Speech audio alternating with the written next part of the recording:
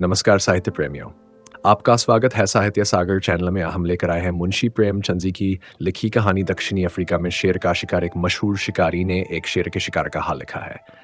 आज हम उसकी कथा उसी की ज़ुबान से सुनाते हैं। कई साल हुए एक दिन मैं नैरोबी की एक चौड़ी गली से जा रहा था कि एक शेरनी पर नज़र पड़ी जो अपने 2 बच्चों समेत झाड़ियों की तरफ चली जा रही थी।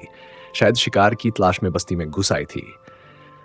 उसे देखते ही मैं लपकर अपने घर आया और एक राइफ़ल लेकर फिर उसी तरफ चला। संयोग से चांदनी रात थी। मैंने आसानी से शेरनी को मार डाला और उसके दोनों बच्चों को पकड़ लिया। इन बच्चों की उम्र ज़्यादा न थी, सिर्फ़ 3 हफ़्ते के मालूम होते थे। एक नर था, दूसरा मादा। मैंने नर का नाम जैक और मादा का जल रखा। जैक तो जल्द बीमार होकर मर गया, जल बच रही। जल अपना नाम समझती और मेरी आवाज़ पहचानती थी। मैं जहाँ जाता, वहाँ कुत्ते की तरह मेरे पीछे-पीछे चलती।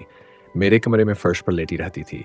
अक्सर मेरे पैरों पर सो जाती और जागने के बाद अपने पंजे मेरे घुटनों रखकर बिल्ली की तरह मेरा सिर अपने चेहरे पर मलती। एक दिन चाँदनी रात में जल को साथ लेकर सैर के लिए निकला। हम दोनों खुशी के साथ सड़क पर चले जा रहे। मैं यह बिल्कुल भूल गया था कि उस दिन होटल में नाच होने वाला है। संयोग देखिए कि मैं और जल उस वक्त होटल के पास पहुंचे जब वो एक मेहमान सवारी की तलाश में बाहर खड़ा था। उसने जब देखा एक शेरनी सड़क के बीचों बीच उसकी तरफ चली आ रही है, तो वह इतना घबराया कि बयान से बाहर है और सामने की तरफ बेतहाशा भागा। उसे भागते देखकर और भी 2-3 आदमी भाग चले। जल ने समझा यह भी कोई खेल है, वह भी उनके पीछे-पीछे दौड़ी। हंसते-हंसते मेरे पेट में बल पड़ गए।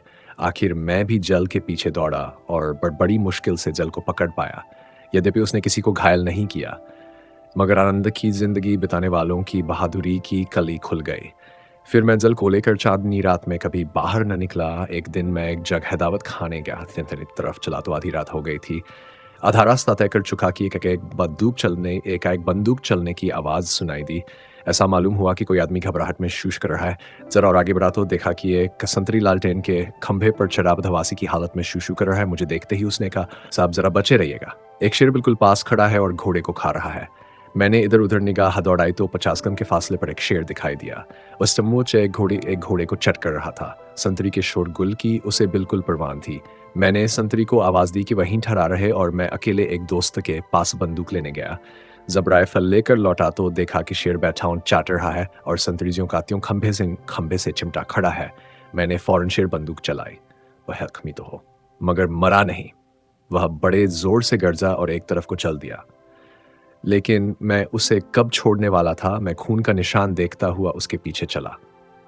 आखिर मैंने उसे खाड़ी के किनारे पर खड़े देखा। अब की मेरी गोली काम कर गई। शेर गिर पड़ा। मैं खुश-खुश शेर के पास गया और उसे देखते ही पहचान गया। वह मेरी शेरनी जल थी। यदि इस प्रस्तुति ने आपके हृदय को स्पर्श किया हो, तो कृपया इस वीडियो को लाइक करें, कमेंट करें और साहित्य सागर चैनल को सब्सक्राइब करना ना भूलें। धन्यवाद।